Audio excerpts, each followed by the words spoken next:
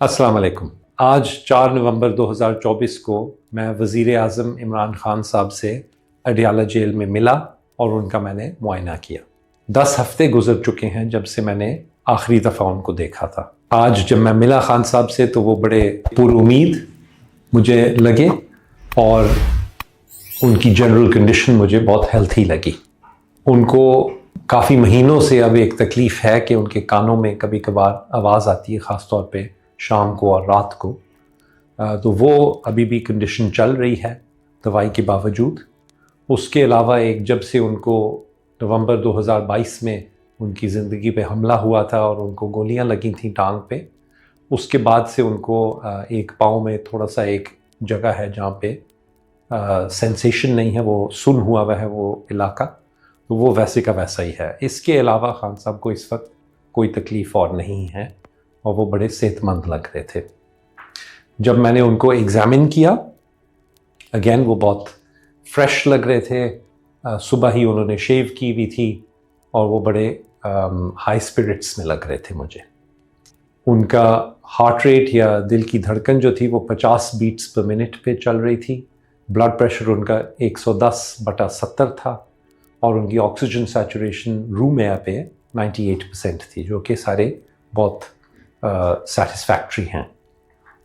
उनका मैंने दिल का मुआयना किया, उनकी छाती सुनी, तो कोई और ऐसी एबनॉर्मैलिटी नहीं मुझे नज़र आई, सिवाय इसके कि जो अंग्रेज़ी में हम मसल टोन कहते हैं, कि जो मसल्स का जब आप उनको पट्ठों को हाथ से महसूस करते हैं तो उनकी एक सर्टन कंसिस्टेंसी या फीलिंग होती है, वो मुझे पिछले दफ़ा से थोड़ी सी कम लगी थी। और ये मेरे ख़्याल से इसलिए है क्योंकि पिछले दिनों उनके पास सहूलियात नहीं थी वर्जिश करने के लिए, वो कुछ दिनों के लिए नहीं थी।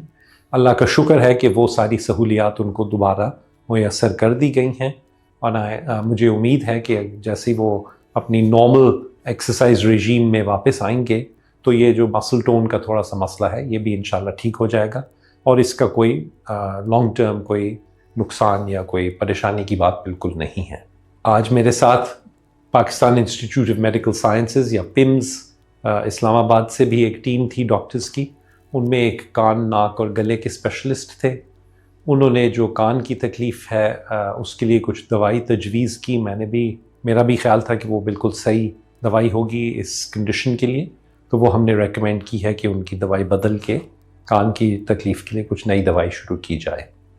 क्योंकि जेल में धूप और ताज़ा हवा की अपॉर्चुनिटीज़ जो हैं वो ज़ाहिरी बात है कुछ कम होती हैं, तो मैंने ये भी रेकमेंड किया है कि खान साहब रोज़ाना एक कैल्शियम और विटामिन डी की गोली खाएं ताकि इसके लिए ज़रा हम कॉम्पनसेट कर सकें।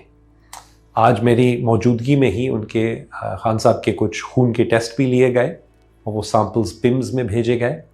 उनकी रिपोर्ट्स में कोई ऐसी परेशानी की बात बिल्कुल नहीं आई, बाकी सब रिपोर्ट्स ठीक हैं।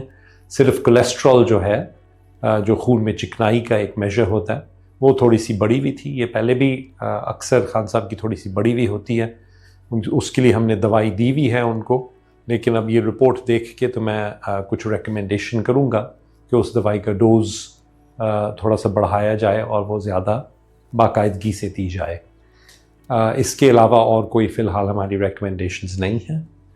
बहुत ज़रूरी है कि खान साहब के अपने जो डॉक्टर्स हैं, जो उनकी हिस्ट्री से वाकिफ़ हैं पिछले 25 से 30 साल से, यानी कि मैं ख़ुद और डॉक्टर फैसल सुल्तान, कि हमें बाकायदगी से मौका दिया जाए कि हम उनको विज़िट कर सकें रेगुलरली, ताकि हम उनकी जो सेहत के बारे में कोई क्वेश्चंस अगर हों या खुदा न खास्ता उनकी कभी तबीयत ख़राब हो तो हम फ़ौरन देख सकें। और क्योंकि हम पहले से जानते हैं उनकी कंडीशंस वगैरह के बारे में, तो ये बहुत ज़रूरी होगा कि हमें रेगुलर एक्सेस दिया जाए ताकि हम ये कंटिन्यू कर सकें। और हम दोनों उम्मीद करते हैं कि इंशाल्लाह आइंदा भी इसी तरह हम बाकायदगी से खान साहब को देख सकेंगे और उनका मुआयना कर सकेंगे। शुक्रिया।